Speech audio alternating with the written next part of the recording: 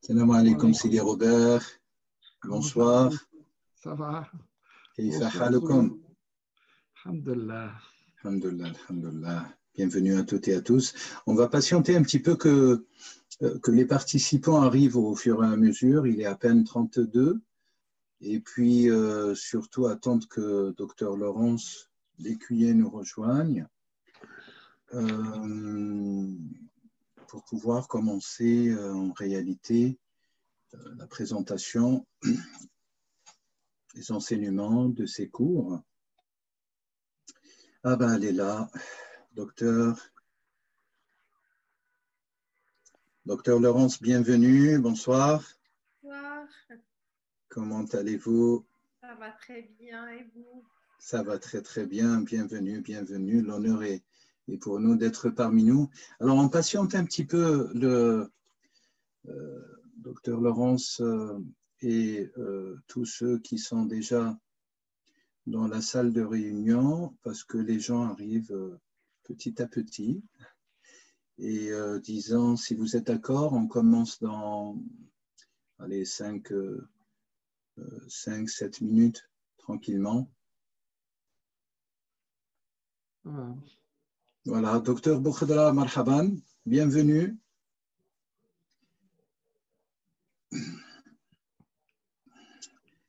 Alors, comme vous le savez, ce Zoom, cette réunion Zoom, elle est consacrée à la présentation du programme Spiritualité de l'Islam, Spiritualité du langage, Spiritualité de l'être, hein, 3 pôles autour desquels le programme sera dispensé et je laisserai le soin au docteur tout à l'heure de préciser les modalités, le début et la fin de la session. Ce qui est très important par rapport à cette réunion, tout d'abord, je vous remercie d'être présent. Et puis, c'est une réunion à la fois de découverte et d'échange directement avec les 2 professeurs, à savoir moi-même et docteur Laurence Lécuyer. Alors, très rapidement, si vous me permettez, docteur Lécuyer, je présente un petit peu votre parcours. Docteur Laurence Lécuyer est docteur, donc elle a travaillé dans sa thèse doctorale sur une discipline, je dirais, de l'Asie, de l'Inde, l'anthropologie, l'ethnologie, par extension aussi la sociologie, et pour ne pas dire peut-être aussi tout ce qui est en rapport avec la métaphysique existentielle de l'Asie et notamment la pluralité indienne et la pluralité pakistanaise. Alors, docteur Laurence Lécuyer a fait une thèse sur le voile, hein, donc un thème quand même assez je dirais, très il est plus que d'actualité, et elle a une lecture exceptionnelle, une lecture qui ressort du terrain, d'une enquête de terrain de plusieurs années, bien sûr, lors de ses recherches scientifiques. Et je laisserai peut-être, docteur, tout à l'heure, dire un petit mot. Elle est en terrain actuellement, donc elle est en direct avec nous je dirais du Pakistan, presque près de l'Inde. Donc, elle est tout le temps sur le terrain parce que c'est une professeure qui fait des enquêtes et de l'ethnographie, de l'anthropologie de terrain religieuse, sociale et humaine. Et aujourd'hui, elle va vous parler certainement des 4 cours qu'elle dispense dans ce programme de Kalima Institute. Et ces 4 cours, en réalité, sont un petit peu le fruit de plus de 2 décennies, voire 3 décennies de ses recherches scientifiques et dans son rapport avec l'être humain, hein, pour ne pas caricaturer. Voilà, donc docteur Marhaban, bienvenue à vous, welcome. Donc elle parle aussi plusieurs langues. D'ailleurs, on aura l'occasion aussi de découvrir probablement un cours qu'elle va introduire concernant les langues, les langues de cette région, de l'Asie. Et voilà. Pour ma part, je présenterai les 7 unités ou les 7 cours, bien sûr par le biais de téléconférences, que je vais dispenser à Kalima Institute. On rentrera dans les détails un peu plus tard. Et puis, si vous avez des questions, bien sûr, on pourra y revenir. Autre chose très important par rapport aux modalités des informations concernant la prochaine session, les nouveautés, bien sûr, parce qu'il y a un nouveau cours, voire 3 nouveaux cours qui vont être introduits dans le programme du mois prochain, qui sont fort intéressants. On va, God willing, avec la volonté de Dieu, vous expliquer un petit peu l'amorce et les finalités escomptées par ce programme qui touche à la fois au profane, sacré et au sacré profane. Je vous laisse la parole peut-être, docteur Laurence. Alors, bonsoir à tout le monde. Je ne vois pas tout le monde tout de suite, mais oui. Nous sommes très heureux de vous accueillir ce soir dans cette introduction qu'on va présenter. Et ce que je voulais peut-être souligner, et Sidi Boumedienne a fait une introduction exhaustive, c'est la façon dans mes recherches de terrain, qui sont spécialisées dans les formes religieuses de l'Inde et du Pakistan, mais aussi des pratiques sociales, puisque tout est lié, et il s'agit simplement de différentes dimensions de l'expression du divin dans notre dimension du monde manifesté. C'est comment la métaphysique s'est véritablement tissée à l'anthropologie dans ma pratique, et c'est pas toujours facile à exposer comme un tissage dans le monde universitaire et académique, comme vous le savez certainement, parce que les limites de l'anthropologie sont précisément qu'elle tente d'expliquer les phénomènes spirituels, mais à partir d'une base horizontale. En tout cas, l'anthropologie française s'entête à refuser la métaphysique, mais à tenter quand même d'expliquer des phénomènes spirituels, métaphysiques, etc. Et du coup, ce qu'on vous propose ici, ce que nous vous proposons ici, ce que moi je vous propose aussi à travers mes cours, c'est d'explorer ce barzakh, cette limite très fine en réalité qui semble séparer l'anthropologie et la métaphysique, alors qu'en réalité ce ne sont que 2 plans d'expression d'une seule et même réalité. Et du coup, comment ça s'est imposé à moi d'une certaine manière sur mes terrains, de réunir ces 2 aspects. Et c'est un petit peu sur ça que je travaille aussi dans mon métier, dans le domaine académique, c'est de réunir ces 2 aspects sans parfois les nommer, ou nommer la métaphysique parce qu'elle est plus ou moins proscrite de l'université. On en sait un petit peu quelque chose quand on voit le sort qui a été réservé, pour ceux qui le connaissent, à René Guénon. Mais je pense que justement le monde aujourd'hui, dans sa montée vibratoire, dans son ouverture, dans sa crise un petit peu aussi, permet cette réunion, permet au barzakh de se rétrécir, de devenir poreux et de laisser la réalité du monde spirituel venir imbiber et infuser le monde manifesté et y exprimer de façon ouverte. Voilà, c'est un peu ce que je tenterai de faire dans ces cours, de réunir ce qui a été séparé, en tout cas dans notre univers académique français, depuis trop longtemps et qui n'a pas lieu d'être séparé. Voilà. Je vous remercie, docteur Lécuyer. Alors, peut-être une petite question, si vous me permettez. Vous esquissez en tout cas un enseignement qui est aux confins des deux océans, si je reprends le titre d'un grand ouvrage, le confluent des deux océans, à savoir le monde asiatique par le biais de la manifestation du religieux et de ce qui est au-delà du religieux en Inde, et le monde, peut-être l'autre monde, de l'autre côté, le monde à la fois islamique, à la fois laïque, à la fois occidental, à la fois un monde d'héritage, d'un grand héritage grec.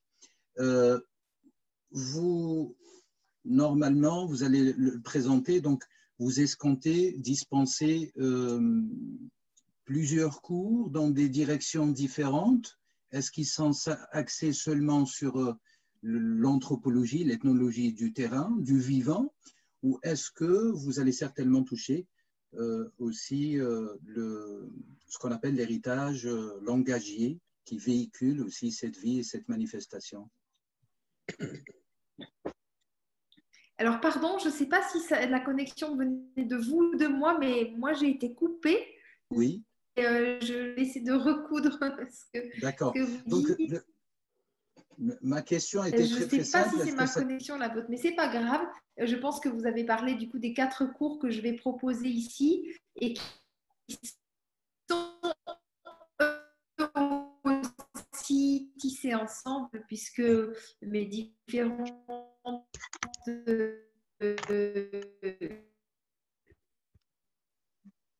séjours de terrain sur plusieurs continents, mais les plus ont été en Inde, c'est qu'en fait les choses ne sont pas séparées. C'est plutôt, je crois qu'on a perdu docteur Lécuyer, que la connexion passe mal du côté de l'Inde et du Pakistan. Enfin, elle va revenir certainement. Je crois qu'on a perdu réellement. Est-ce que vous pouvez tout simplement, comme le rappelait le frère Frédéric, vous pouvez juste fermer tous vos micros? Est-ce que vous pouvez tous fermer vos micros? Voilà, elle est revenue. Voilà, vous êtes revenu, docteur Lécuyer. Je suis là. Voilà, donc à vous la parole. Donc votre question était très simple, mais après j'ai été coupée. Oui. Alors, la question tournait autour, est-ce que vous allez puiser seulement dans le trésor de l'anthropologie, de l'ethnographie, de l'ethnologie, ou est-ce que vous allez certainement, par le biais des cours que vous allez proposer, pour que ceux qui sont présents, ceux qui vont découvrir aussi l'enregistrement de cette diffusion, est-ce que vous allez aller sur le terrain des langues, de la pluralité, de la richesse linguistique, je dirais, de cette région? Oui, tout à fait. En fait, l'anthropologie et l'ethnologie sont des points des marques, des points de repère et en même temps un socle pour pouvoir comprendre les lois de la métaphysique finalement. Et ce sont juste 2 plans où s'expriment les mêmes réalités. Donc, dans mes cours, je fais un va-et-vient permanent entre l'anthropologie et la métaphysique en transposant les lois d'une dimension à d'autres dimensions. Et les langues font partie de l'expression de ces réalités à la fois anthropologiques et métaphysiques. Donc, je proposerai justement un cours sur une langue de l'Inde, une des langues vernaculaires de l'Inde qui est l'hindi, mais en même temps l'ourdou aussi, puisque ces 2 langues ne sont pas si séparées que ça linguistiquement, mais sont en fait séparées par un phénomène plutôt politico-religieux, une construction de soi par rapport à cette religion sur laquelle a été fondé le Pakistan et l'islam, et un islam qui s'exprime dans sa pluralité vraiment. Et puis les religions de l'Inde ou l'hindi qui puise du coup sa source dans plutôt les textes sanscrits, des Védas, etc. Mais en fait, l'hindi et l'ourdou sont une et même langue, mais la construction de l'hindi et l'ourdou, à partir aussi et surtout de la relation des individus, des hommes au sacré, et en fait 2 langues différentes dans l'esprit des gens. Donc, je proposerai un cours d'initiation à l'hindi et à l'ourdou ourdou en montrant, à partir du sacré et des formes religieuses de l'Inde et du Pakistan, comment on peut construire d'une même langue deux langues en fonction des réalités sociales et spirituelles et religieuses à partir desquelles l'on part. Et ces référentiels sur lesquels les langues, puisque l'ourdou, qui est donc la langue du Pakistan, qui est la langue maternelle de très peu d'individus en réalité, puis dans l'islam, dans le monde persan aussi, dans la poésie arabo-persane et hindi, mais avec beaucoup de mots d'arabe et de persan, alors que l'hindi puise sa source dans les textes, enfin à partir des textes anciens du sanskrit et des langues plus anciennes, le pali par exemple, et alors que ce sont en fait une seule et même langue. Donc je vais montrer un petit peu comment le sacré, les formes religieuses, les constructions autour du sacré peuvent influencer les langues et comment les langues revêtent à la fois les représentations du sacré, mais aussi les influences. Ça va être un cours. Ce cours-là, il va être intriqué avec un autre cours que je vais consacrer au voile au pluriel.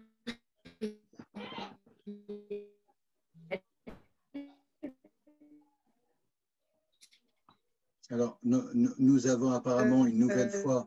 De la métaphysique du voile jusqu'aux différents voiles d'expression religieuse et d'expression.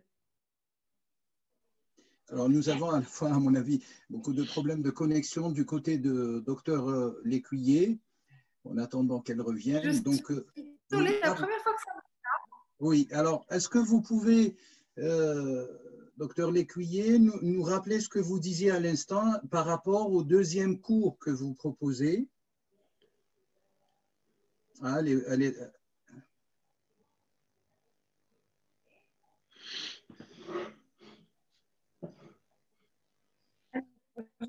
Encore, ça a coupé, je suis vraiment désolée. Ça commence, je vais essayer de me connecter à partir de mon téléphone. C'est la première fois que ma connexion pose ce genre de problème. Alors, j'ai compris que vous vouliez que je parle des autres cours aussi, c'est ce qu'il dit. Alors, c'est surtout de répéter par rapport… Alors, vous avez parlé d'un cours qui va réunir le hindi et le ourdou, et puis par rapport au deuxième, ou je ne sais pas, le troisième, le quatrième cours, enfin l'ensemble du programme que vous souhaitez mettre à disposition des auditeurs et des gens qui s'y intéressent. Alors, on a encore peut-être perdu Dr Laurence Lécuyer. Je rappelle tout simplement qu'elle proposait que dans son programme, il y a deux programmes de Kelima Institute, donc un programme proposé par moi-même concernant la spiritualité de l'islam, du langage et de l'être. Trois pôles autour desquels se graviteront en réalité sept cours. Et puis, Dr Laurence Lécuyer proposera un programme de 4 cours, bien sûr axé et avec une visée sacrée de l'Inde et du Pakistan, vu qu'elle est spécialiste de l'Inde et du Pakistan. Et la toute première unité d'enseignement qu'elle propose est celle d'un cours substrat, je dirais techniquement, d'un cours support de la langue ourdou et de la langue hindi. Alors, très simplement, peut-être je vais partager avec vous, juste le lien du site. Et ça va être beaucoup plus facile pour pouvoir découvrir notre programme en attendant que Dr Lécuyer revienne. Alors, 2 petites secondes. Normalement, alors très bien. Et voilà. Hop. Alors, est-ce que moi, par contre, est-ce que vous m'entendez bien? Vous me voyez? Il n'y a pas de coupure, hein? Donc, non, vraiment… aucune. Ah, d'accord. Donc, c'est vraiment du côté du Pakistan que ça coupe. Enfin, qu'il y ait des perturbations. Alors, très simplement, vous avez ici, je viens de partager avec vous, mes chers, le site institutkelima.com, vous pouvez vous y rendre. C'est un site, bien sûr, on va dire en construction, mais il est opérationnel. Ce qu'il faudrait retenir, c'est que le programme, le programme qu'on met en place pour la session prochaine, à savoir le début du mois de janvier, concerne les thématiques qui sont sous vos yeux, mes chers. Donc, vous avez ce qu'on appelle l'onomastique sacré. Oui. Qu'est-ce que l'onomastique sacré? Alors, ça concernera en partie les typologies des noms excellents. L'onomastique sacré, c'est la science qui, dans ce programme, j'aborderai des questions plurielles concernant la science qui étudie et qui prend pour objet scientifique, bien sûr, hein, sur le plan linguistique, métalinguistique et également islamique, en prenant en compte un petit peu le substrat religieux, les typologies des noms excellents. Les noms excellents, à savoir ici, on va travailler tout simplement sur les 99 noms d'Allah, de Dieu, hein, unique, et on va travailler sur le plan de la typologie, à savoir qu'il existe plusieurs typologies intérieures, donc 2 macro-typologies concernant les 99 noms, et plusieurs micro-typologies concernant les noms excellents. Ce cours pose en réalité les problématiques suivantes. Il pose les problématiques concernant l'usage, le sens, les pouvoirs de ces noms et les finalités fonctionnelles de ces noms. À savoir qu'il y a une certaine architecture, si vous voulez, une architecture cachée, bien sûr, qui n'y apparaît pas à première vue. Et tout l'objet de ce cours, c'est de vous initier profondément, hein, à ces typologies par lesquelles vous pouvez à la fois réaliser ce qu'on appelle al-wajib ou al-wujub dans vos êtres, et surtout à rendre opérationnel l'invocation ou la sollicitation par ces noms. Je vous prie de fermer vos micros, mes chers, en attendant que Dr Laurence Lécuyer, quand même, je vous présente le programme. Vous avez un deuxième grand cours qui concerne la linguistique du langage arabe coranique. Merci, mes chers, de fermer juste tout simplement vos micros. Mes chers, est-ce que vous pouvez fermer vos micros? Est-ce que vous pouvez juste fermer vos micros? Jazakumullah kulla khair. Je disais que le deuxième enseignement, c'est la linguistique du langage arabe coranique, et qui concernera, avec une précision, avec une vocation qui va prendre l'arabe coranique en tant que langage, par 2 dimensions au minima, à minima, le classicisme et le dialectisme. Mais on abordera dans la session de janvier également ce qu'on appelle les effets positifs ou négatifs de l'historiographie des étymologismes concernant la langue arabe.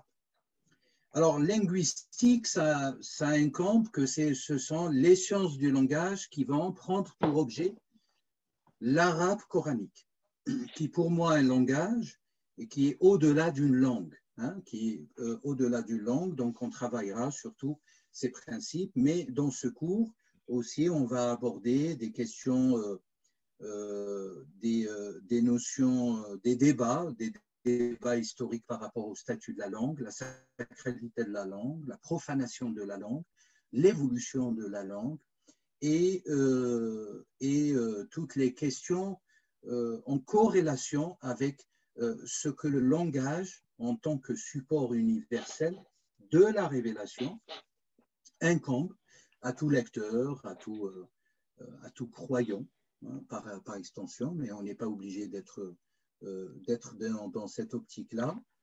En tout cas, tout celui qui a un rapport de loin ou de près avec le langage coranique sera en tout cas évoqué dans ce cours. Il y aura 4 cours. Alors, je ne sais pas si pour l'instant, Dr Laurence est revenu ou pas. Le 3e cours que j'assurerai, ça concerne une science inédite.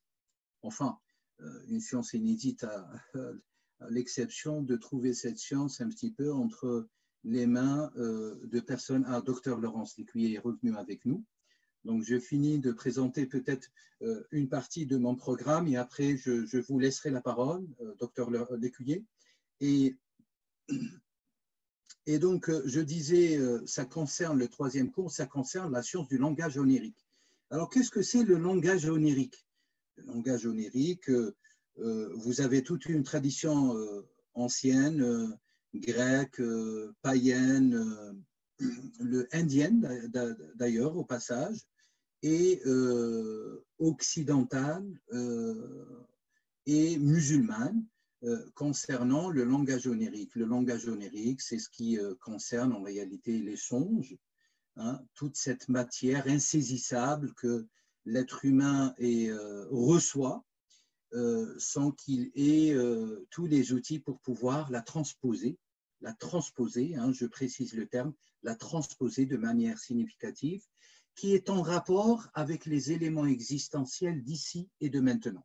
Dans ce cours, on aborde quelques techniques, quelques outils de la transposition significative des songes, mais on abordera aussi un petit peu une grande partie concernant l'ontologie de l'être et les possibilités existentielles de recevoir des flux. Donc c'est véritablement, je dirais, une science qui est aux confins, comme le disait tout à l'heure Dr Laurence, qui est au carrefour, si vous préférez, de plusieurs courants, hein, un courant à la fois rationnel qui échappe à la rationalité, un courant imaginatif, un courant de l'être, un courant psychologique, un courant, je dirais, anagogique aussi, et un courant, bien sûr, par extension, herméneutique ou spirituel. Donc, il y a des choses étonnantes. C'est un cours inédit, enfin, dans le rappelait tout à l'heure Dr Laurence, que l'expérience universitaire, à l'instar peut-être de quelques exemples assez rares dans les universités occidentales, en tout cas je parle seulement des universités occidentales, rarement où on introduit dans un cursus philosophique, hein, probablement philosophico-psychologique, la question des clés de la transposition significative des rêves. Alors, il est le fruit, ce cours, il est le fruit, bien sûr, de longues années de travail sur le symbolisme en général, notamment irrigué, je dirais, par les apports, du courant grec et du courant, je dirais, symbolique de la tradition pérenne, ou primordiale, si vous préférez, des deux d'ailleurs, des deux bifurcations, notamment par les enseignements, mais pas exclusivement des enseignements de René Guénon, le défunt René Guénon. Mais il n'est pas le seul, bien sûr. Et donc, vous voyez, nous avons l'onomastique sacré qui fait un travail à la fois. Alors, toute la difficulté peut-être de l'extérieur de voir ces titres concernant ces cours et de saisir, je dirais, le pôle scientifique et le pôle tout simplement humain. En réalité, le pôle scientifique fait partie intégrale et intégrante du pôle humain. Ce sont des sciences humaines à tendance scientifique, mais surtout à tendance existentielle, hein, à tendance d'approfondissement du travail sur l'être. Le 4e cours que j'introduis pour la première fois en réalité, mais en collaboration avec Dr Laurence Lécuyer, parce que ce cours, on va l'assurer ensemble, c'est le cours de la métaphysique universelle, l'homme et les rites. Dans ce cours, on va travailler sur les rites, hein. Toutes les codifications du monde, qu'elles soient religieuses, philosophiques, intellectuelles, scientifiques, politiques ou autres, passent par ce qu'on appelle les rites au sens le plus classique, le plus traditionnel du terme, et les rites codifient, en tout cas pour le religieux, codifient en tout cas pour le croyant, ou codifient en tout cas pour l'homme de culture, l'homme par extension aussi de folklore, ou l'homme de la nature,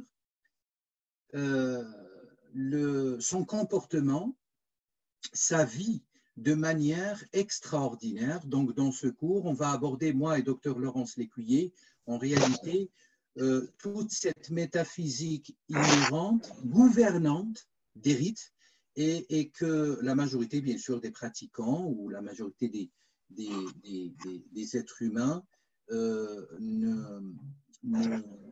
n'y accordent pas en réalité beaucoup d'intérêt, et que souvent, ça tombe dans ce qu'on appelle un bassin de mécanismes. Donc, on va déconstruire tout cela pour pouvoir exprimer et relier le point le plus inférieur au point le plus supérieur par rapport à la métaphysique, et expliquer pourquoi on fait tel rite, en telle religion, telle religion. Pour ma part, je prendrai la responsabilité de travailler avec vous sur 4 sujets concernant la prière, prioritairement en islam. Pourquoi la prière, as-salat, ses formes extérieures, ses formes intérieures, la shahada, la fête de l'Aïd et de l'Adha, etc., etc. Pour la part en ce qui concerne la partie qui va être assurée par Dr Laurence Lécuyer, ça sera au moment opportun, elle va vous l'expliquer, elle va aborder cette question, parce que ce cours, c'est un cours commun qu'on va assurer, qui concerne la métaphysique universelle, d'ailleurs qui va toucher votre vie, qui touche votre vie sans que vous le sachiez, depuis la naissance jusqu'à la mort. Donc c'est véritablement peut-être le cours qui viendrait, le cours pivot, ou le cours polaire, autour duquel tous les autres cours vont graviter et sur lequel vont se fonder. Bien sûr, comme vous le voyez, 5e cours que je dispenserai, et même peut-être probablement ce cours, il y a une partie qui est reprise par Dr Laurence Lécuyer, bien sûr, sur la stratosphère asiatique, le Pakistan et l'Inde. Vous permettez la qualification, c'est la science, initiation à la science des convenances spirituelles.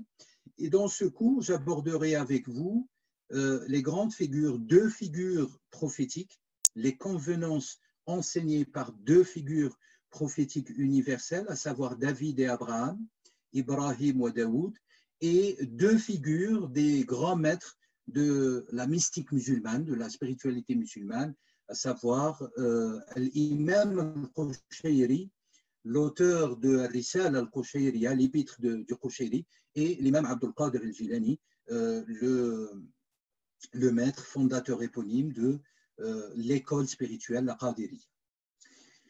Puis après, bien sûr, vous avez un cours classique que je dispense depuis plusieurs années, je dirais dans des cercles extrêmement fermés, et puis depuis une année de manière publique. C'est un cours à la fois classique, les sciences classiques de la révélation, mais dans lequel j'introduis ce qu'on appelle les sciences subtiles de la révélation. Par sciences subtiles, vous le voyez entre guillemets, c'est les lois existentielles universelles. On va aborder cette science fondamentale qui est attestée, qui est méconnue par pratiquement toutes les approches classiques musulmanes, des lois existentielles universelles dans la révélation, dans le support que Mohammed a reçu par le biais de l'ange Gabriel et par l'ordre de Dieu. Vous avez aussi un autre cours qui s'ensuit, c'est l'herméneutique spirituelle, comprendre l'incompréhensible. Ce cours, exceptionnellement, il n'est pas donné, il n'est pas dispensé en ligne. Il est dispensé en ligne, mais pas directement.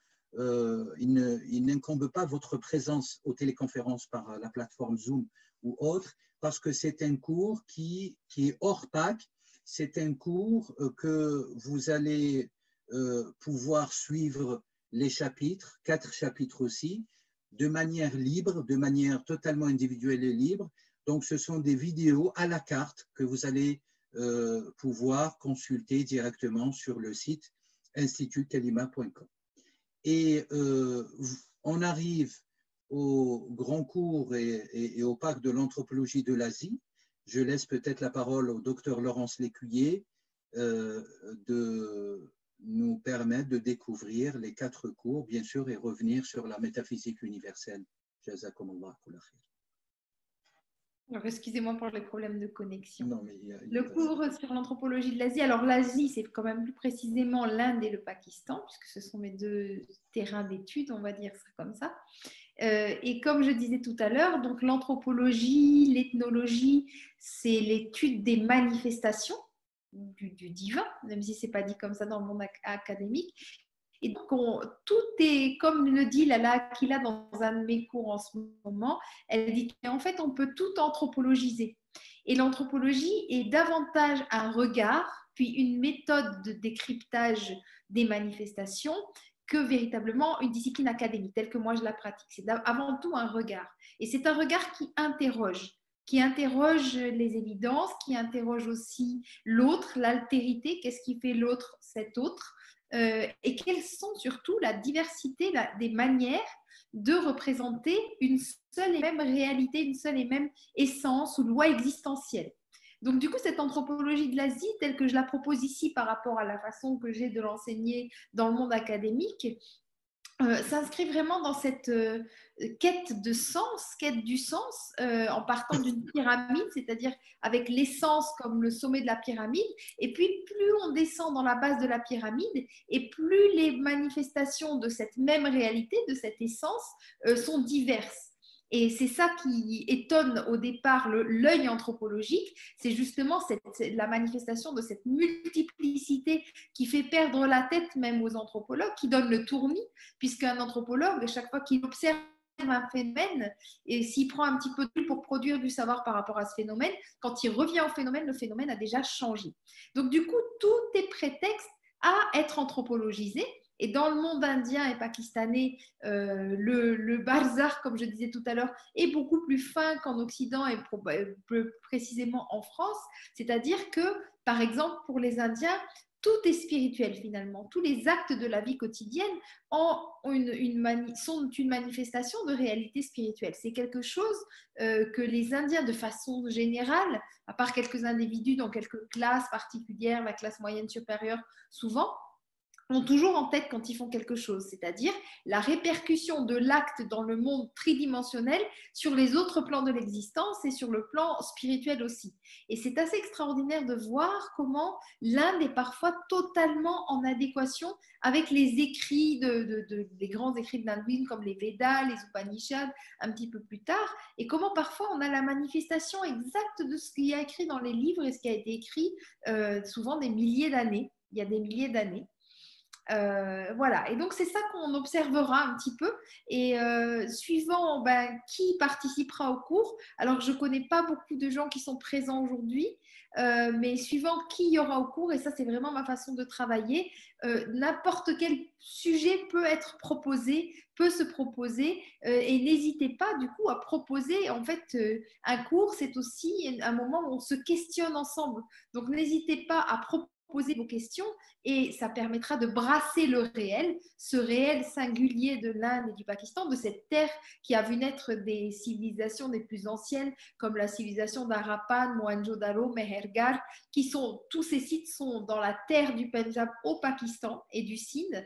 Donc voilà, à partir de cette civilisation tellement ancienne, questionner les manifestations et remonter le chemin avec la méthodologie de l'anthropologie, cette méthodologie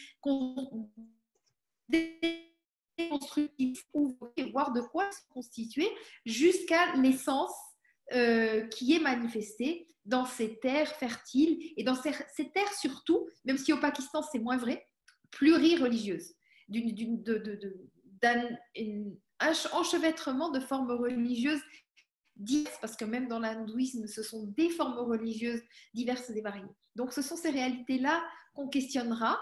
Et ce cours, du coup, complétera le cours sur l'initiation à l'ourdou et à l'hindi, puisque ça permettra aussi, comme l'anthropologie a une dimension comparative incontournable, de pouvoir confronter les réalités et l'instruction des réalités à la fois culturelles, sociales et spirituelles, métaphysiques, du monde indien et du Pakistan. Donc le troisième cours, comme je le disais avant que je sois coupée précédemment, sur le voile. De nouveau, on reprend la pyramide du voile. Ibn Arabi en parle par exemple jusqu'aux manifestations les plus théologiques du voile, en passant par ses formes religieuses et puis en questionnant de nouveau les évidences. Est-ce que le voile est toujours féminin? Est-ce que le voile est toujours lié au religieux? Est-ce qu'il n'y aurait pas une forme d'expression qui est davantage une forme sociale et qui peut prendre des formes en fonction des aussi le rapport de l'homme avec le voilement de façon générale? Qu'est-ce que l'homme veut dire, l'homme avec un grand H, insan, quand il couvre ou quand il découvre, puisque dans l'anthropologie aussi, on est toujours en balançoire, en balancement entre les deux pôles de la dualité pour comprendre encore une fois le principe qui existentialise ces pôles de la dualité. Donc ce cours sur le voile viendra explorer les différentes manifestations, encore une fois, d'une réalité métaphysique qui est le voilement et le dévoilement, puisque la connaissance métaphysique, la ma'arifa, se fait davantage par une série de dévoilements, donc où on enlève, où des couches obstructives se retirent de notre vision pour qu'on voit clair, jusqu'aux pratiques de voile dans le monde, dans l'histoire du voile, mais aussi dans le monde d'aujourd'hui et sa confrontation parfois avec le monde politique, comme par exemple en France, et les frottements qu'il peut y avoir qui permettent de comprendre un petit peu les critiques ou les tensions par rapport au voile aujourd'hui. Qu'est-ce qui est caché? Qu'est-ce que le voile cache? Qu'est-ce qui se cache derrière le voile? Et puis le quatrième cours, donc on a parlé de l'anthropologie de l'Asie, le voile, la langue et les rites. Voilà. Peut-être revenir, docteur Lécuyer, revenir sur la métaphysique. Voilà, la métaphysique du rite. Alors là, justement, encore une fois, de comprendre alors les rites de par leur ancrage dans le monde des symboles, et ça c'est quelque chose qui a été beaucoup exploré par le grand anthropologue structuraliste Claude Lévi-Strauss. Donc le rite a un rapport très particulier au symbole, et le symbole est peut-être ce qui rend compte de façon plus adéquate des réalités spirituelles et métaphysiques, plus que le langage organisé, la logique, voilà, le symbole et la poésie.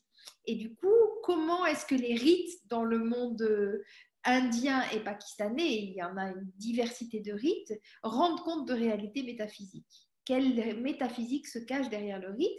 Et du coup, ce qui est intéressant aussi avec l'anthropologie, c'est cet effet de va-et-vient, ce double voyage entre le monde de la manifestation, on remonte jusqu'à son essence, son principe actif, on va dire, ou le principe, c'est l'essence même de cette manifestation. Comment la manifestation, de quel principe découle cette manifestation, et comment ce principe se traduit dans d'autres environnements. Et donc, c'est une allée-venue en permanence entre la métaphysique et sa manifestation, donc l'anthropologie, donc l'étude du monde sensible manifesté, et surtout des liens entre les éléments. Et donc, le rite, ce que le rite nous dit des réalités métaphysiques qui régissent le monde, et comment est-ce que ces réalités métaphysiques sont traduites dans les sphères culturelles que sont l'Inde et le Pakistan, donc sont traduites dans comment le prisme de la culture rend compte par des rites très précis de ces réalités métaphysiques. Merci beaucoup, docteur Lécuyer. Alors, comme vous le voyez, il y a convergence, en tout cas, en ce qui concerne le cours de la métaphysique universelle, l'homme, je dirais, à l'épreuve des rites, entre l'approche du docteur et mon approche concernant l'islam. Pour ma part, il y a bien sûr un cours qui est ouvert toute l'année, depuis de janvier à décembre. C'est un cours ouvert toute l'année. Vous pouvez vous inscrire. C'est le grand cours, je dirais, de l'initiation à l'œuvre monumentale de Cheikh al-Akbar Ibn Arabi, qui est décédé en 1240. Al-Futuhat al-Makkiya, c'est son œuvre maîtresse, son œuvre colossale, traduite. Alors, le titre est traduit par les illuminations de la Mecque, voire les conquêtes de la Mecque. Cet ouvrage colossal et monumental n'est pas traduit intégralement. Il y a pratiquement peut-être 4 ou 5% des bribes traduits de cette œuvre qui condense plus de 560 chapitres, plus de 10 000 pages en langue arabe. Alors imaginez-vous combien, si jamais une équipe de scientifiques internationale bien sûr, se met à traduire cette œuvre, nous disait Michel Valson, ça prendrait 64 volumes selon les estimations du défunt Michel Valson, spécialiste d'ailleurs d'Ibn Arabi et de la tradition spirituelle. Alors, que serait-ce le commentaire de cette œuvre?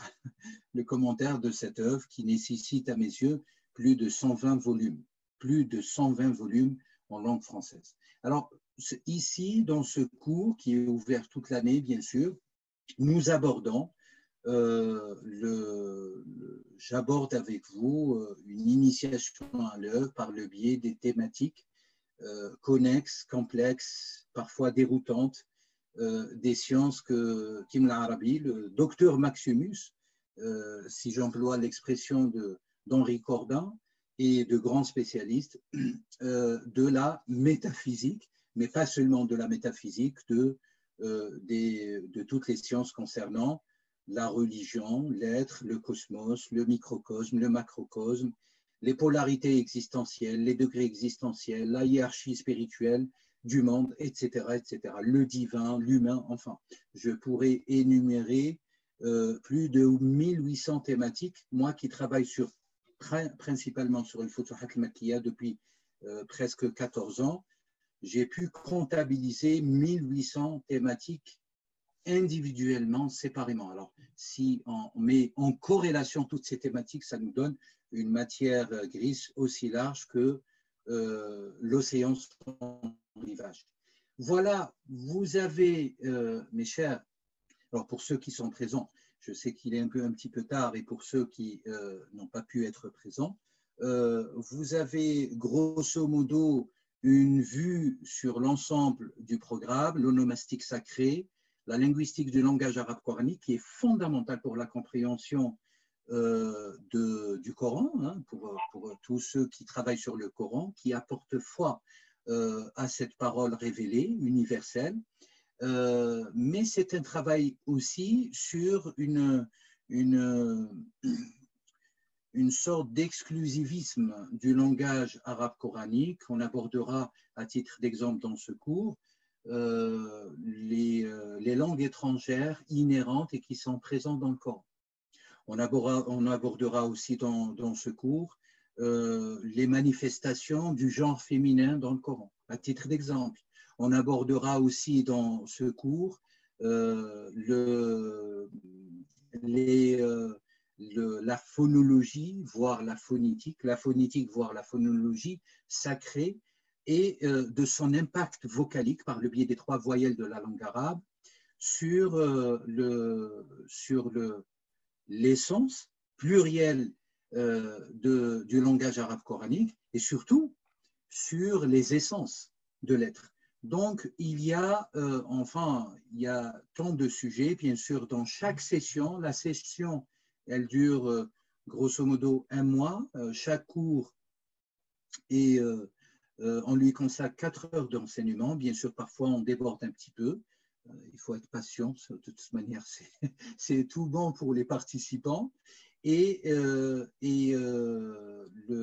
les sessions sont renouvelées chaque 1 mois et demi, et dans chaque session, bien sûr, il y a une introduction, il y a un nouveau souffle, à la fois scientifique, à la fois spirituel, parce que c'est un programme qui lie, comme je le disais au début de ce direct, qui lie la spiritualité, en réalité qui donne vie à la spiritualité par rapport à l'islam en tant qu'entité, et j'ai mis avec un i avec majuscule, vous savez, de de toute manière pour les académiciens qu'un I majuscule, ça renvoie à la fois à la religion et à la culture, ça veut dire à la vie des musulmans, et au langage, qui est lui-même le support de la révélation, mais qui est le moyen peut-être le plus extraordinaire par lequel l'être humain est doté, et l'être, notre être, l'être avec un grand E et avec un grand chapeau, hein, céleste, du coup, et c'est un programme qui initie à la fois à la recherche, qui initie à la fois à la science, hein, aux sciences classiques, mais à la fois qui initie à de nouvelles perspectives, des nouveaux regards qui jaillissent, je dirais, de l'expérimentation, nous diraient les spirituels, qui jaillissent aussi de la gustation, hein, de la gustation de l'être. Donc, onomastique sacré, linguistique du langage arabe coranique, science du langage onirique. D'ailleurs, dans ce cours, il y a des séances pratiques. Et on essaye tous ensemble, en tout cas les participants, à décrypter, le terme, je ne l'aime pas beaucoup, mais en tout cas à transposer de manière significative et positive les rêves, à apprendre aussi ce qu'on appelle la théorie de l'onérisme en islam, à savoir les 3 degrés de l'être, les 3 degrés de l'être onirique. On verra tout cela en tout cas. La métaphysique universelle, je récapitule, donc, et moi et docteur Laurence Lécuyer, on abordera cette question de l'homme à l'épreuve des rites, et je dirais des 2 perspectives, la perspective orientale et la perspective occidentale, y compris bien sûr la manifestation de l'islam. La science des convenances spirituelles, bien sûr, ici, c'est une science classique fondée dans la tradition et qui est véhiculée principalement par les prophètes eux-mêmes sur la tradition islamique et par des modèles historiques qui peuvent ne pas être de tradition, d'un revêtement religieux particulièrement islamique, à l'instar de Platon, à titre d'exemple, et on prendra cet exemple dans le cours.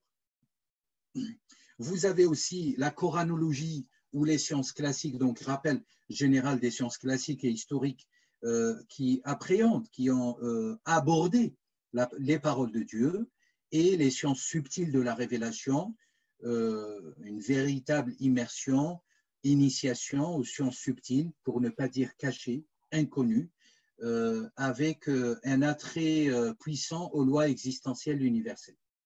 L'herméneutique spirituelle, bien sûr, rentrer dans un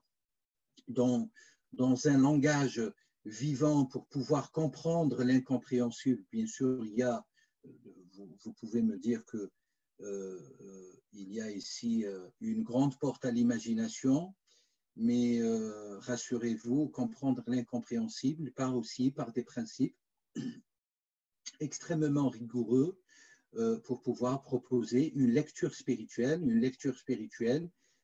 On y abordera la question de l'esprit dans la tradition, la question de l'esprit ar-ruh dans la langue arabe et non pas nefs, l'esprit dans la révélation et l'esprit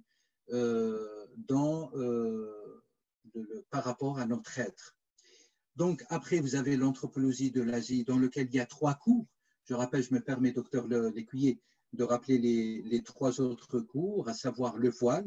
Je rappelle que docteur Lécuyer a fait une thèse sur le voile, a sorti déjà un livre, je crois, si je ne me trompe pas, je parle sous votre direction chez l'édition de Bouraq, le voile cette année, en tout cas une parution de 2020, très intéressant, un petit livre, un condensé très intéressant qui donne des éclairages sur le voile et les axes par lesquels on peut interpréter, on peut donner vie ou on peut donner mort au voile.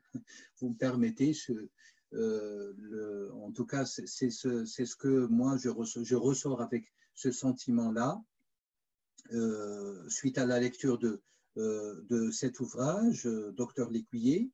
Et puis, comme deuxième cours du docteur Lécuyer, c'est le hindi.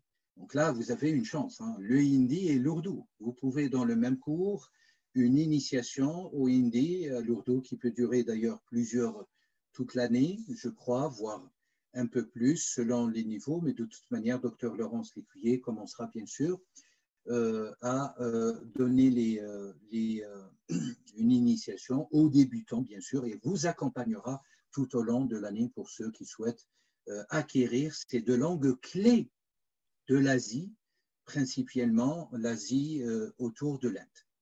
Et puis, troisième cours, c'est les manifestations du divin, ces manifestations du divin, tradition indienne et tradition pakistanaise.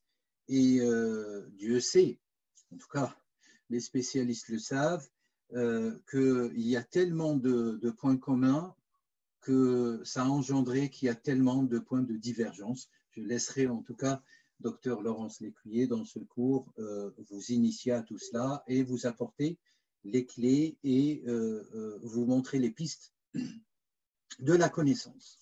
Et puis, nous avons bien sûr, finalement, ce grand cours d'initiation à l'œuvre monumentale d'Ibn Arabi, chef-d'œuvre et parachèvement, je dirais, à la fois de la spiritualité exotérique et la spiritualité ésotérique. Donc, un parachèvement, une encyclopédie magistrale concernant l'orthodoxie, concernant l'exotérisme, sharia, concernant al-tariqa, la voie spirituelle, et concernant al-haqiqa, la réalisation, infini et infini, selon les propres mots du maître Ibn Arabi, figure incontournable, étudiée dans le monde entier, très peu d'ailleurs étudiée dans le monde arabe, et que son œuvre subjugue, comme je le disais tout récemment, avec l'intervention d'un grand spécialiste aussi d'Ibn Arabi, Denis Grill, professeur Denis Grill, c'est une œuvre qui subjugue et qui ne cesse de subjuguer le monde, car c'est une œuvre qui se manifeste aussi, vu qu'elle est le fruit de la parole de Dieu et de la sunna. Voilà, mes très très chers, peut-être, docteur Laurence Lécuyer, on laisse très rapidement, parce que ça fait 1 heure déjà qu'on est ensemble, je crois qu'on a fait le tour. Si vous avez des questions particulières à l'un ou l'autre, vous pouvez les questions, on vous laisse la parole. Qui souhaite prendre la parole, ou voilà, des questions techniques, des questions sur le contenu. Est-ce qu'il y a des questions? Alors,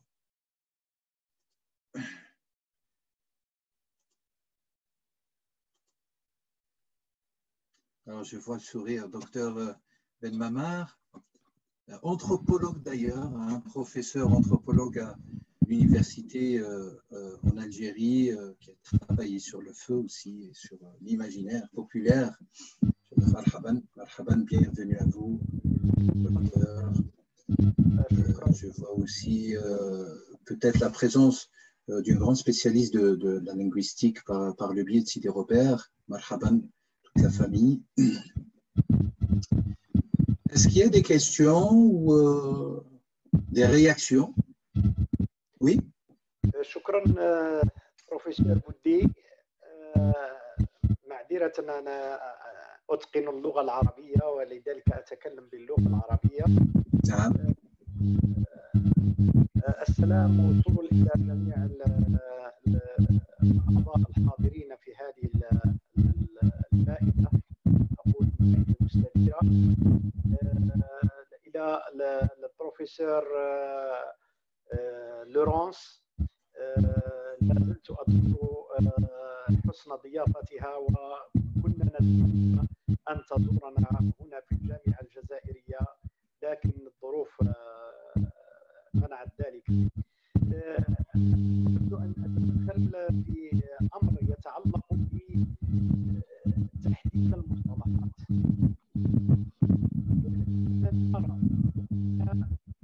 بعض المصطلحات المستعملة في الحقل الأنثروبولوجي لا يمكن إسقاطها على الدروس أو المعرفة الروحانية. من ذلك مثلا ما ذكرتموه الآن فيما يتعلق بالفوال الحجاب، مسألة الطقوس ديريكت،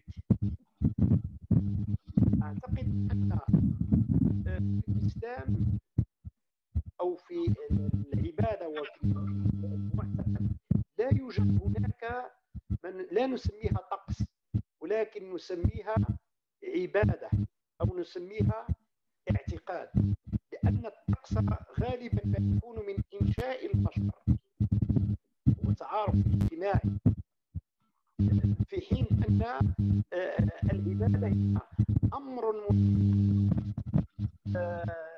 من الله إلى العباد.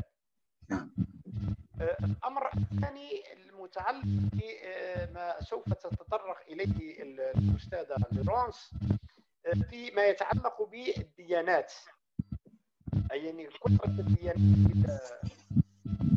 في العلم، يعني من دون أن نبحث عن العلائق التي أدت إلى ظهور هذه الديانات من خلال وضعها بالشكل الهرمي والبحث من القمة إلى القاعدة، أعتقد بأن الأمر يرتبط بالفلسفة الشرقية أكثر مما يرتبط بالديانات الشرقية، لأن الفلسفة الشرقية كانت تعتمد على فلسفة الحلول. نعم. الروح تحل في أي شيء، وبالتالي بأن الهند يعتقدون بأن الروح تحل في الحيوانات في الجمادات، ولذلك أنهم قد ذهبوا إلى عبادة هذه الأشياء عوض عبادة خالق هذه الأشياء. جزاكم الله كل خير أستاذ. Alors je traduis bien sûr pour les auditeurs en français. Le professeur adresse en tout cas deux remarques, à la fois deux questions au professeur Dr Lécuyer. Tout d'abord, bien sûr, il nous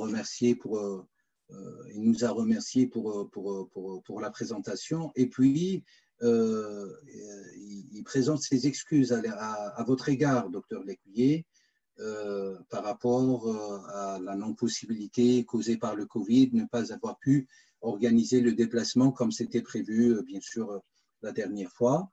Et il vous adresse en réalité deux remarques. La toute première, c'est par rapport à la terminologie des rites,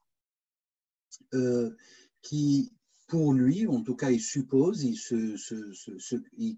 vous questionne, est-ce que le terme rite, quand on le transpose dans la langue arabe, toqous, les rites toqous, qui est traduit souvent comme ça, est-ce que ça correspond anthropologiquement à une réalité ou à plusieurs réalités, vu que le contexte, je dirais, de l'Inde, principalement de l'Inde, c'est un contexte multi-religieux, plusieurs formes religieuses qui s'entremêlent à la fois. Et la deuxième question beaucoup plus directe, c'est la question de la représentativité ou la représentation religieuse par rapport aux croyants en Asie et principalement en Inde. Pourquoi on passerait par un symbole animal, pourquoi on passerait par un symbole de couleur, pourquoi on passerait par un symbole terrestre, qu'on lui voue une certaine adoration, à l'instar, ou plutôt d'adorer directement Dieu unique. Voilà. Donc, je vous laisse peut-être lui répondre.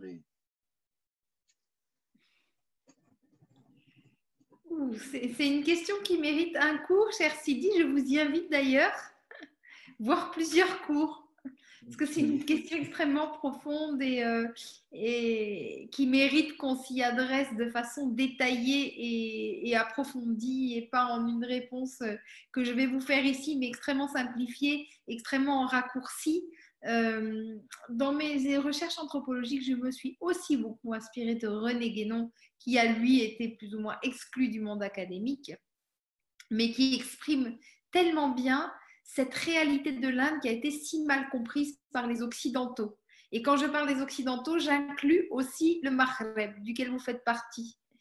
Les réalités de l'Inde et les réalités métaphysiques, comme je vous disais tout à l'heure, la ligne est très fine.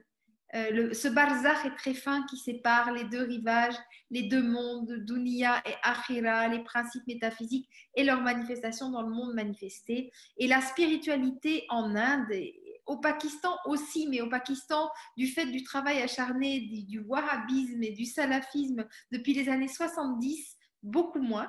Mais le monde indien et la spiritualité dans le monde indien est très encorporée et incorporée. Incorporée dans le sens porté par le corps, véhiculée par le corps, vécue à travers le corps.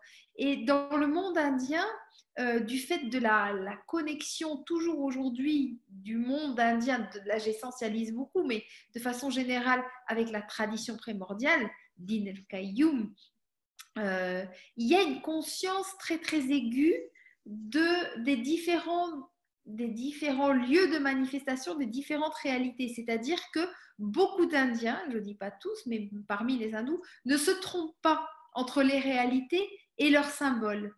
Et du coup, dans cette religion, dans cette forme religieuse, dans ces formes religieuses qui sont englobées dans l'hindouisme, il y a une relation très particulière avec les sens, avec le corps, les sens en deux mots, avec le corps, avec les matières, avec les odeurs. Les sens extérieurs sont sollicités pour nous amener au sens intérieur.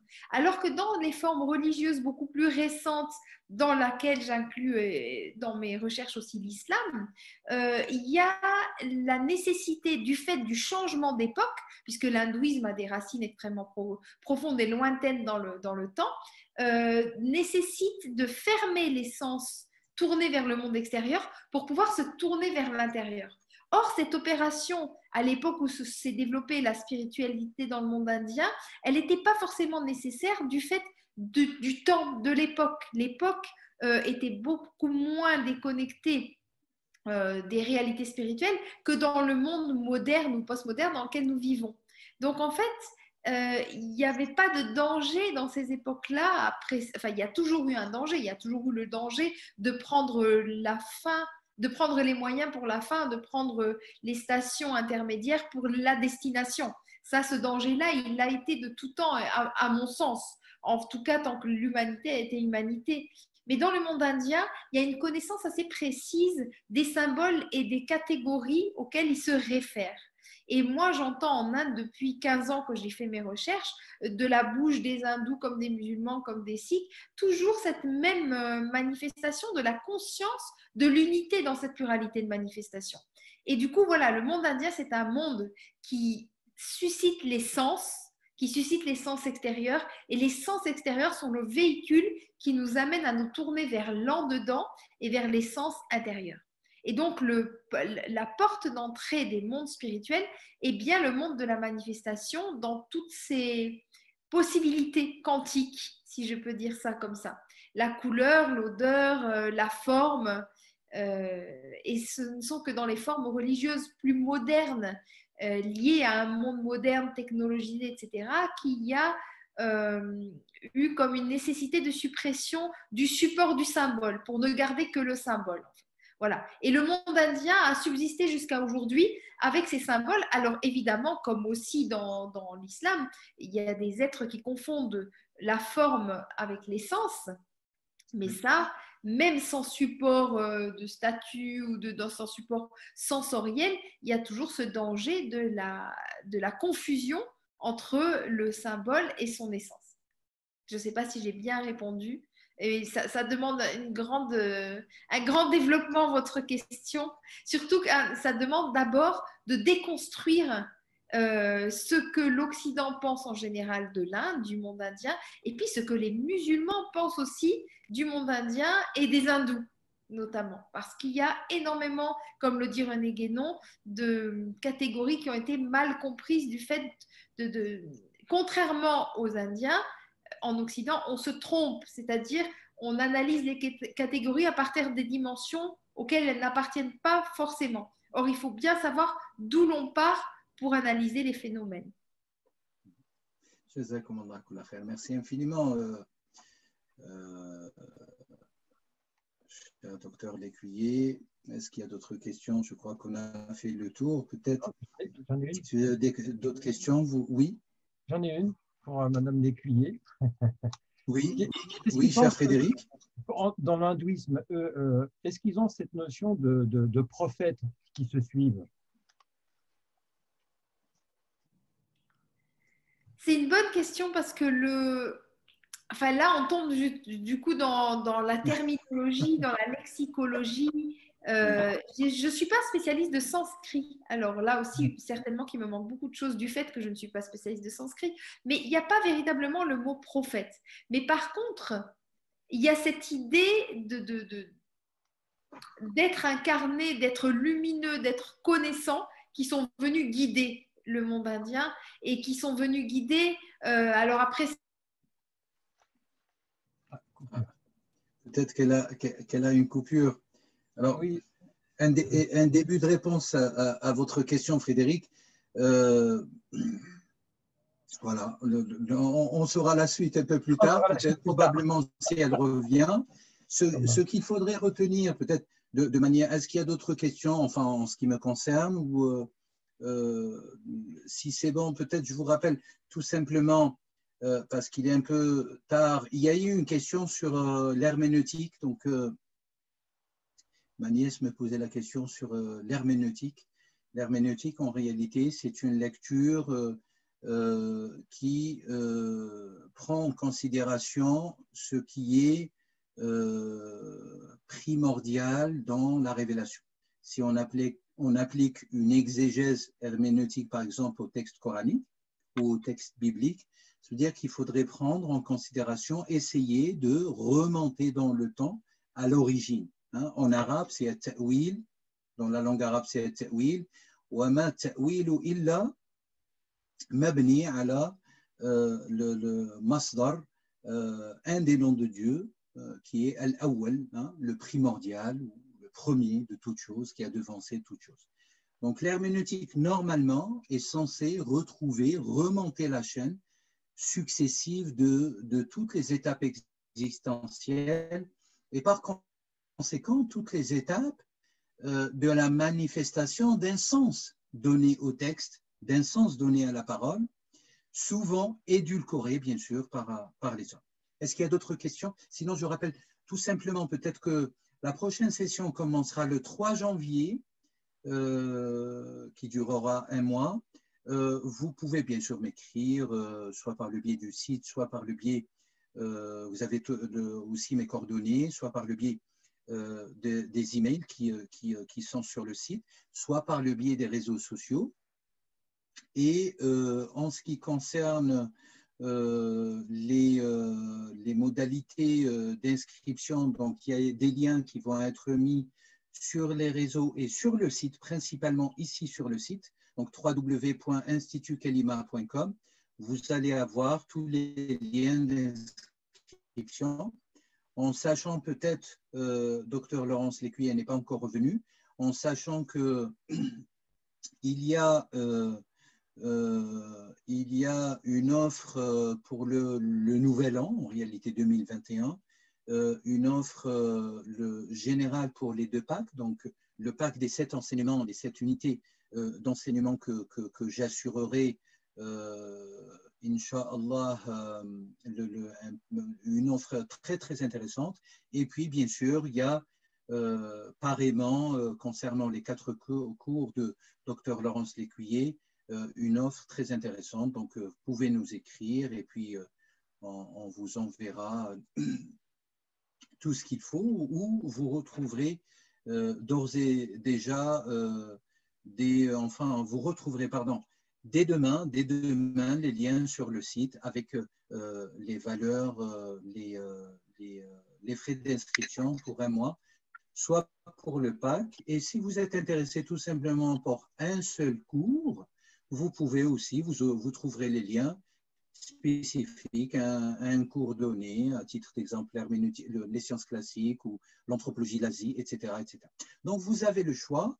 Vous êtes libre de choisir le pack Mais c'est vrai, sur le plan financier, je dirais que l'offre, elle est plus qu'alléchante. Choisir le pack, c'est de payer pratiquement, en tout cas, 3 cours, vous avez accès à 7 cours.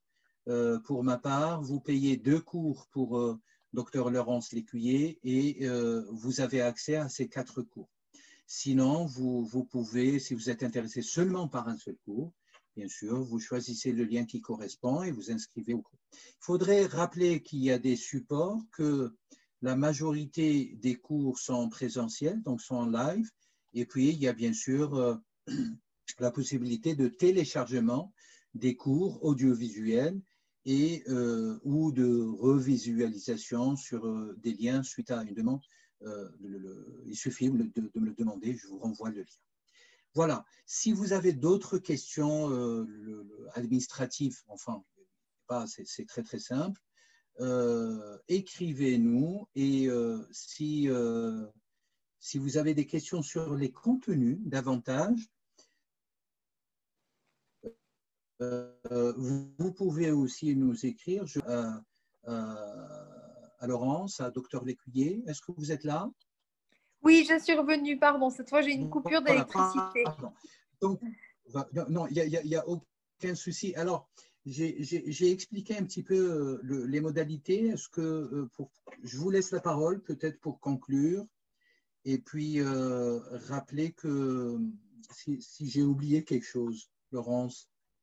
Alors, du coup, j'ai été coupée, mais je sais très bien parfaitement que vous n'avez rien oublié, que tout est parfait. Ah ben. Donc, je n'ai rien à rajouter si ce n'est marhaba bikoum. Marhaba bikoum dans nos cours. Et donc, n'hésitez pas à me contacter. Donc, je ne sais pas si vous avez donné nos coordonnées, Sidi. Alors non, ça serait bien de partager déjà votre email immédiatement, mais de toute manière, dès demain sur le site Institut Kalima, il y aura tous les liens d'inscription et vos coordonnées, mes coordonnées et les coordonnées de l'administrateur du site aussi. Alors, je vous donne mon mail tout de même. Vous pouvez le partager sur la messagerie, comme ça ils le relèveront. Alors, je voulais juste, un point fondamental pour tous ceux qui découvrent en réalité ces cours par rapport au niveau, parce que je reçois parfois, est-ce que le niveau est adapté ou pas? Est-ce qu'il faut être débutant, etc. Bon, à l'exception du cours du nouveau cours sur le hindi et l'ourdou, bien sûr là, donc tout le monde peut s'inscrire immédiatement parce que ça sera niveau débutant, c'est la première fois qu'on introduit ce cours dans le programme. En ce qui concerne le reste de tous les cours qui restent, en réalité, les cours sont destinés à tout public adulte et majoritairement adultes et qui sont pour des personnes qui sont véritablement dans la quête à la fois scientifique, la fois spirituelle, la quête du sens et qui souhaitent approfondir d'ailleurs leurs connaissances. Il y a beaucoup de participants qui sont eux-mêmes professeurs ou docteurs qui participent en tout cas dans nos cours, des doctorants aussi qui participent dans nos cours, mais ce n'est pas pour autant que ces cours ne soient pas pour des débutants qui sont épris, qui sont portés par un désir profond dans une quête de l'absolu, dans une quête spirituelle, dans une quête de profondeur par rapport à toutes les disciplines élucidées, évoquées ce soir. Donc voilà, les cours sont véritablement ouverts à tous, à l'exception du cours de langue de l'ourdou et du hindi, qui sont exclusivement pour les débutants, et je crois que je fais partie aussi de ces débutants par rapport à ces deux langues que je ne maîtrise point. Je voulais rappeler aussi un dernier point fondamental, c'est que pour toutes celles et ceux qui s'inscrivent la première fois dans mes formations, mes enseignements et les enseignements dans le programme de Dr Laurence Lécuyer, c'est qu'il y a déjà des cours d'introduction générale, qu'on pourrait vous envoyer des cours assez globaux, enfin en réalité d'introduction aux disciplines particulières qui vous donnent, qui vous octroient une certaine base pour pouvoir, je dirais, monter dans le train et poursuivre les détails des cours du programme du mois de janvier. Je précise aussi que sur les liens que je vais partager demain sur le site, vous allez avoir les détails, les résumés des cours et vous allez voir le programme des cours, hein, en tout cas le programme des cours. Et si vous voyez qu'il y a un cours où il n'y a pas de programme, vous pouvez tout simplement écrire au professeur, donc à moi-même ou à l'écuyer, et vous aurez en tout cas le programme du cours qu'enseigné tout au long de la session du mois de janvier.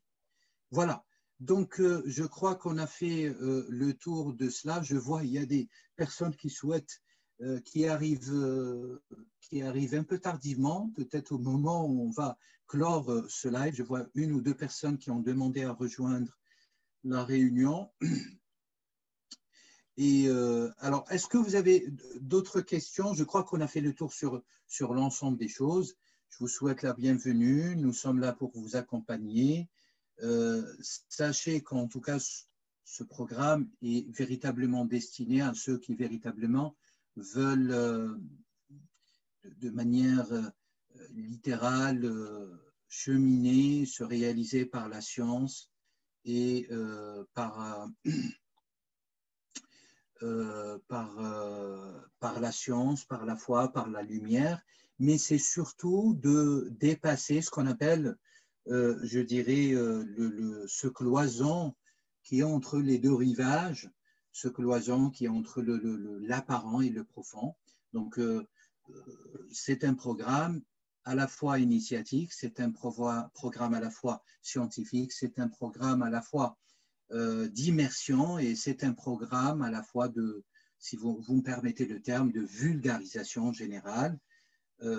Et voilà, donc est-ce qu'il y a encore des choses à dire ou plutôt on se dit à la prochaine, en sachant que chaque semaine, pour les 3 semaines à venir, on va organiser des lives, bien sûr, auxquels on convie tout le monde. Donc, ceux qui sont là présents, ceux qui ne sont pas présents, vous pouvez en parler aussi autour de vous pour découvrir le programme et aussi pour poser des questions techniques sur la métaphysique, la spiritualité, la linguistique, voilà, enfin, les 10 disciplines citées, voire les dizaines de disciplines connexes qu'on n'a pas citées de manière explicite. Donc, chaque semaine, il y aura un live, chaque samedi, la même heure, à 20h30. Parlez autour de vous, bien sûr. S'il y a des gens qui sont intéressés, ils peuvent venir en direct, nous poser la question. Bien sûr, si jamais ça ne se fait pas, de toute manière, je vous tiendrai au courant. Et bien sûr, l'accès est totalement gratuit et universellement accessible. Voilà, mes très très chers, je vous remercie pour votre attention. Je vous remercie pour votre présence. À très très bientôt. Je remercie au passage donc Dr Laurence Lécuyer. C'est qu'on était à une heure très très tardive. Je crois combien il y a de décalage, docteur, là-bas? Il y a 4 heures de plus. Il est 2 heures du matin au Pakistan. Ah oui, ben voilà. Donc vous voyez à 2 heures du matin, elle est restée avec nous. Merci infiniment. Et puis nourrissez-vous avec la lumière de la science et n'ayez aucune crainte, car la crainte est l'ennemi de la certitude. Nourrissez-vous avec la certitude, avancez, avancez et faites du bien autour de vous. Paix intégrale à toutes et à tous. Salam alaikum wa rahmatullahi wa barakatuh. À très bientôt.